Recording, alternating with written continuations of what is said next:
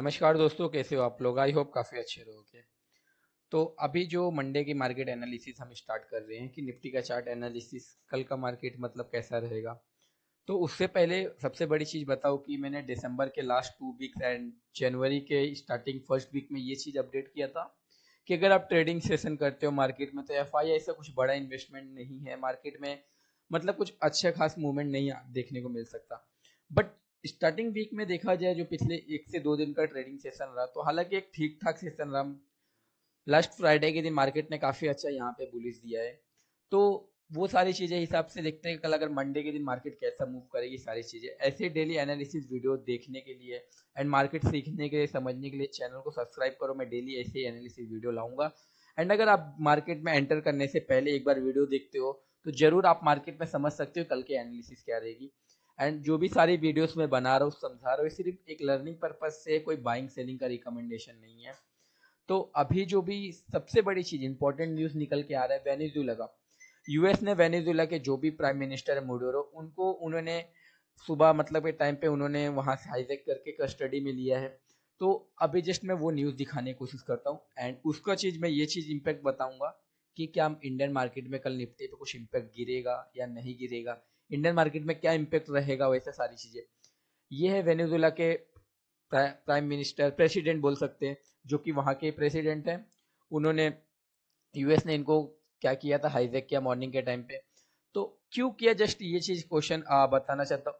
Donald Trump को तो काफी लोग जानते हो। डोनाल्ड ट्रंप ने जब भी उन्होंने यूएस के प्रेसिडेंट बने तो उन्होंने क्लियर बोला था कि अगर मैं प्रेसिडेंट बनता तो वर्ल्ड में जो भी वॉर हो रहे हैं मैं वॉर को खत्म करूंगा, कोई भी वॉर होने नहीं दूंगा।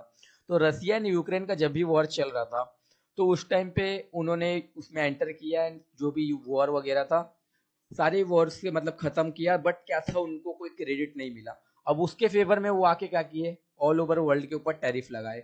एंड टैरिफ लगाने के बाद ये चीज उनको पता चला कि वेनेजुएला भी उनके अगेंस्ट थी। अब क्या बेस पे उनको उन्होंने कस्टडी में लिया मुडोरो मतलब प्रेसिडेंट को, कि उन्होंने ये बोला कि आगे चल के वर्ल्ड के लिए जो ये साजिश रच रहे हैं, मतलब टेररिज्म कर रहे हैं, तो इसके वजह से बस कस्टडी लिया गया है। तो अब बात करते हैं कि क्या इसका इम्पैक्ट इंडियन मार्केट में देखने को मिलेगा।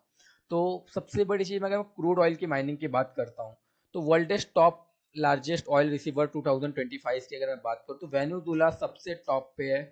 303 बिलियन का उनका बैरल है अभी के टाइम पे। और सऊदी अरब सेकंड नंबर पे है, ईरान थर्ड नंबर पे है। बट सबसे बड़ी चीज मैं आपको ये समझाने की कोशिश कर रहा हूँ, वेनेजुएला से जो इंडिया ऑयल इंपोर्ट करती है वो सिर्फ 3 से 5% तक करती है। सऊदी अरब से करती है 8 से 12% के बीच में। मैक्सिमम इंडिया अगर इंपोर्ट करती है तो रसिया से करती है, 30 से 35% तक रसिया से करती है। ईरान एंड इराक से 10 से 15% का। तो अगर 2 से 3% अगर इंडियन कर रही है, सबसे बड़ी चीज वेनेजुएला से जो भी एक्सपोर्ट एंड इंपोर्ट होता है क्रूड ऑयल माइनिंग में तो सबसे ज्यादा चाइना से होता है। अगर चाइना की मार्केट में कुछ इम्पैक्ट देखने को मिलता है, ग्लोबल मार्केट देखने को मिलता है, तो हमको इंडियन मार्केट में आने वाले टाइम में एक अच्छा खासा डाउनफॉल देखने को मिल सकता है। तो इससे पहले अब चलिए निफ्टी एनालिसिस की बात करते हैं। तो निफ्टी वन डे के टाइम फ्रेम पे एनालिसिस आ चुके हैं हम। वन डे के टाइम फ्रेम पे एनालिसिस पे जस्ट मैं समझाने की ये कोशिश कर रहा हूँ। जब मार्केट एक इंपॉर्टेंट जोन पे था, ये हमारे पास इंपॉर्टेंट जोन था, जब मार्केट इस सब इंपॉर्टेंट सपोर्ट पे आया था, तो एक चीज मैंने बताया था कि अब हमारे लिए ना यहाँ पे 3 सपोर्ट वन डे के टाइम फ्रेम पे का। एक तो हमारे पास ये जोन का सपोर्ट रहेगा, रेजिस्टेंस रहेगा। एंड सेकेंड इसी जोन का हमारे पास second resistance, all time third का एक रेजिस्टेंस। फिर जस्ट इसी रजिस्टर को मार्केट ने ब्रेक नहीं किया, क्लोजिंग अपसाइड बट क्लोजिंग तो डाउन साइड है। फिर मार्केट जब गिरी थी तो काफी लोग का ये क्वेश्चन था कि मार्केट इस जोन से अभी और डाउन जाएगी। तो इस जोन पे अगर क्लोजिंग अगर डाउन साइड आती तो मार्केट 25,700 देखने को मिल सकता था। बट सेम ट्रेंड लाइन को मार्केट ने रिस्पेक्ट किया, ऑल टाइम हाई के ऊपर जा चुकी है। तो 15 मिनट के टाइम फ्रेम में बता रहा हूँ कि अपसाइड के लिए क्या रेजिस्टेंस बनेगा, डाउन साइड पे क्या सपोर्ट बनेगा। तो आ चुके हैं हम 15 मिनट के टाइम फ्रेम पे।